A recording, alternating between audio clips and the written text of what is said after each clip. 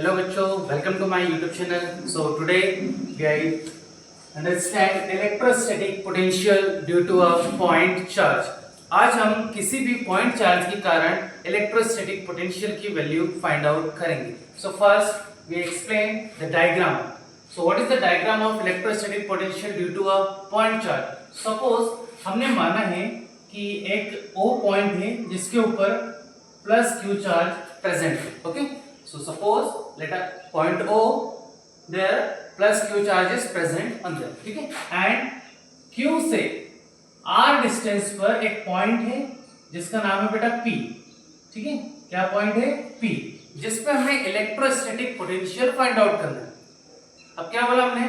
Find the electrostatic potential due to a point charge, ठीक है? किसी एक पॉइंट चार्ज के कारण. So we have an one charge only plus Q. Then अब according to the definition of electrostatic potential, what is the definition of electrostatic potential? Electrostatic potential means the total amount of work done to bringing a unit positive test charge to infinite to that point. Infinite से किसी भी test charge को अगर किसी एक certain point तक लाने में जितना काम किया जाता है उसे हम कहते हैं इलेक्ट्रोस्टैटिक पोटेंशियल. सो फर्स्ट मान लेते हैं कि ये एक पॉइंट है इनफाइनाइट, यहाँ पे एक टेस्ट चार्ज प्रेजेंट है Q0, ठीक है? इनफाइनाइट पे एक पॉइंट है जहां पे एक चार्ज Q0 प्रेजेंट है. अब इस Q0 पॉइंट को, इस टेस्ट चार्ज को कहां तक लाना है? इस P पॉइंट तक लाना है जो कि प्लस Q चार्ज से कितने डिस्टेंस पर है? ये है R डिस्टेंस पर. कितने डिस्टेंस पर प्रेजेंट है? ये R डिस्टेंस पर प्रेजेंट है, ठीक है? सो फर्स्ट हम इसको लाएंगे यहां से,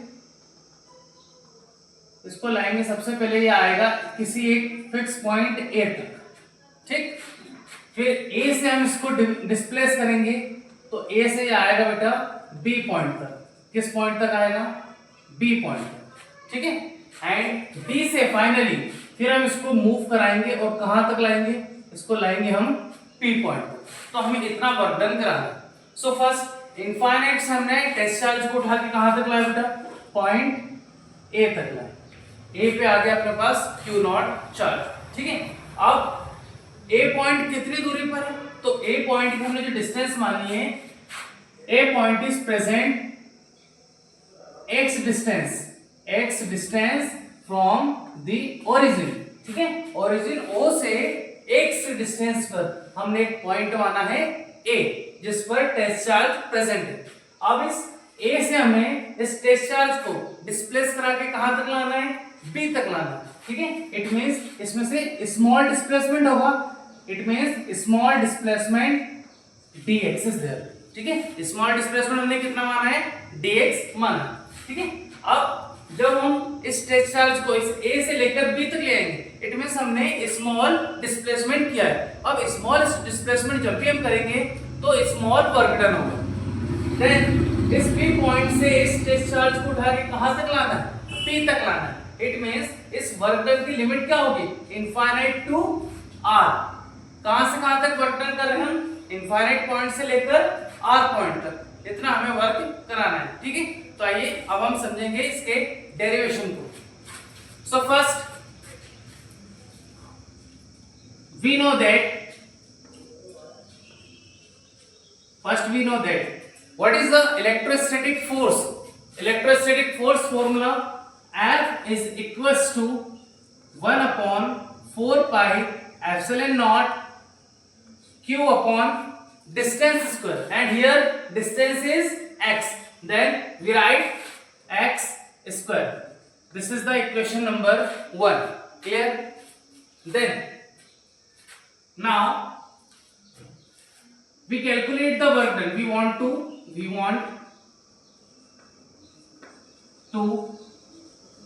calculate small amount of work done. Small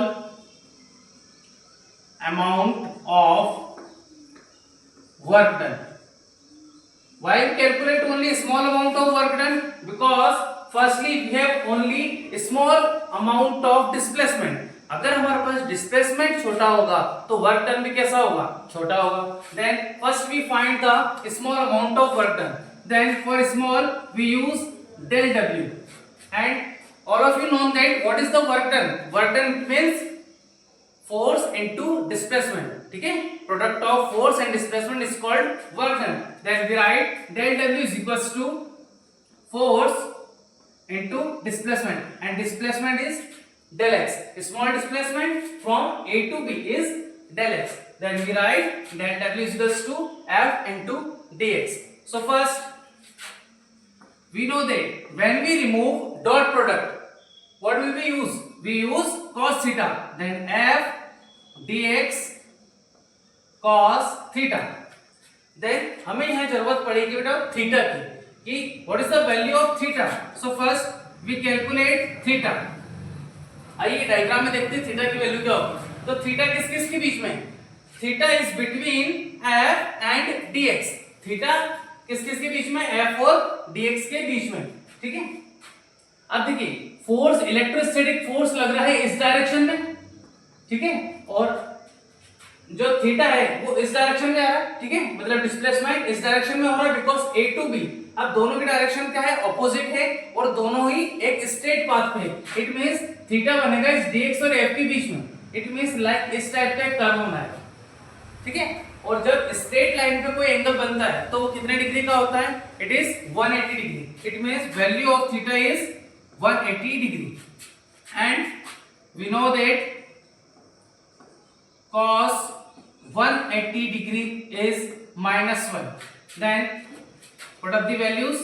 Del W is equals to F dx. In place of cos theta we write cos 180, and del W is equals to cos 180 is -1, then minus F dx. Okay, so this is the formula for small work done.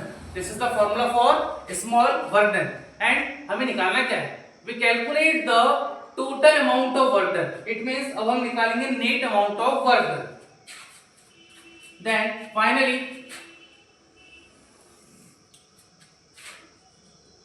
net amount of work done. Then net amount of work done, it means integrating of both side. इन दोनों sides का क्या करेंगे हम? इन दोनों sides का हम integration करेंगे. ठीक है,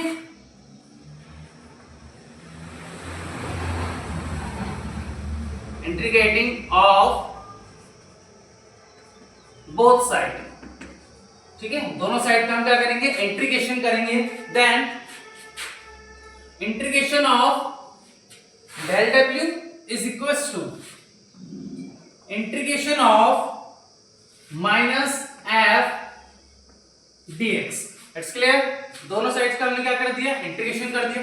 एंड जब भी हम इंटीग्रेशन करेंगे इट मींस हम स्मॉल चीज को क्या कर रहे हैं? बड़ा बना रहे हैं. ठीक है, स्मॉल थिंग को क्या कर रहे हैं? हम बड़ा बना रहे हैं. ठीक है, देन फर्स्ट हमें यहाँ पे लिमिट्स पुट करना पड़ेगी. सो फर्स्ट वर्क डन कहां से कहां तक हो रहा है? सो 0 से W तक. तो this is the range of small work done. And displacement कहां से कहां तक हो रहा है? तो डिस्प्लेसमेंट इनफाइनाइट से कहां तक होगा? इस P पॉइंट तक. इट मींस P पॉइंट कितनी दूरी पर है? R दूरी पर है. इट मींस इसकी लिमिट हो जाएगी infinite to R. It's clear. Now अब integration of del W is W and limit lower limit to upper limit is equals to, ये माइनस साइन बाहर आ जाएगा. Then integration infinite to R and F into del x, and we have the value of F. It means force from the first equation. What is the value of F? F is equals to 1 upon 4 pi epsilon naught Q upon x square. So in place of F we write 1 upon 4 pi epsilon naught Q upon x square, and remaining is del x. It's clear now?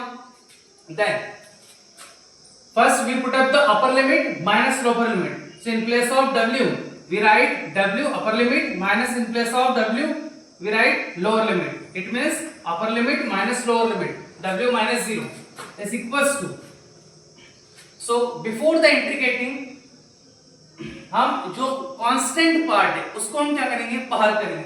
So first minus 1/4 pi epsilon not and this Q, ये आ जाएगा बाहर, ठीक है। अब x square किसका function है, del x का function है, इट मींस जिसका फंक्शन होता है उसी का इंटीग्रेशन होता है, तो इसको हम अंदर ले लेते हैं। So integration infinite to r 1/x² del x, it's clear ना। देख अब w minus 0 is w is equals to minus q 1 q q upon 4 pi epsilon naught, and अब इंटीग्रेशन करेंगे 1/x² का। अगर आपको इंटीग्रेशन का फॉर्मूला डायरेक्टली याद है 1/x², तो आप डायरेक्टली कर सकते हो, या आप इसको ऐसा कर सकते हो, इनफाइनाइट टू r इस 1/x² को मैं लिख सकता हूं x टू द पावर -2। क्या लिख सकता हूं, x to the power -2, and this del x is same, then we have a formula, हमारे पास एक फॉर्मूला होता है integration of x to the power n, integration of x to the power n is equals to x to the power n plus 1 upon n plus 1। तो ये formula use करके हम इस x to the power -2 को solve कर सकते हैं। Then क्या हो जाएगा, देखिए w is equals to minus q upon 4 pi epsilon naught, and integration कर रहे हैं हम x टू द पावर -2 का, तो x टू द पावर -2 को क्या हो जाएगा, x is same, in place of n कितना है हमारे पास -2, देन -2 plus 1 एंड अपॉन में भी -2 plus 1, ठीक है, and limit is infinite to r, and जब हम इंटीग्रेशन कर देते हैं तो इस फंक्शन को हटा दिया जाता है, it means del x remove हो जाएगा। Then what is our next step, then left hand side part is same, w is same, then minus q upon 4 pi epsilon naught and x to the power -2 plus 1, -2 plus 1 is equals to -1, it means x to the power -1 upon -2 plus 1 is -1, and limit is infinite to r, ठीक है। अब बच्चों देखिए ये नीचे वाले -1 के कारण ये वाला माइनस माइनस माइनस क्या हो जाएगा, plus, then we write w is equals to plus q upon 4 pi epsilon naught and x to the power -1 infinite to r, ठीक है। अब जैसे हम इनवर्स को 1 में लिखते हैं as it is, this is the x inverse, x inverse को हम क्या लिख सकते हैं, x इनवर्स को हम लिख सकते हैं 1/x, then plus q upon 4 pi epsilon naught 1/x, limit is infinite to r, then now we put the limits, first upper limit minus lower limit, w is equals to plus q upon 4 pi epsilon naught, in place of x first we put up the upper limit, it means 1/r minus 1/, then w is equals to plus q upon 4 pi epsilon naught 1/r, and 1/, it means 0, so this part is 0, and what is our remaining part, 1/4 pi epsilon naught q upon r, okay, and according to the electrostatic potential, total amount of work done is called the electrostatic potential, it means किया गया कुल काम या total work done किसके equal होता है, electrostatic potential, that will be right v is equals to 1/4 pi epsilon naught q upon r, okay, this is the formula for electrostatic potential because or due to of point charge, why, because work done is equals to electrostatic potential, इसलिए किया गया काम किसके equal होगा, total amount of electrostatic potential के, ठीक है। It means we write v is equals to 1/4 pi epsilon naught q upon r, okay. I think आप सभी को वीडियो समझ में आई होगी, थैंक यू।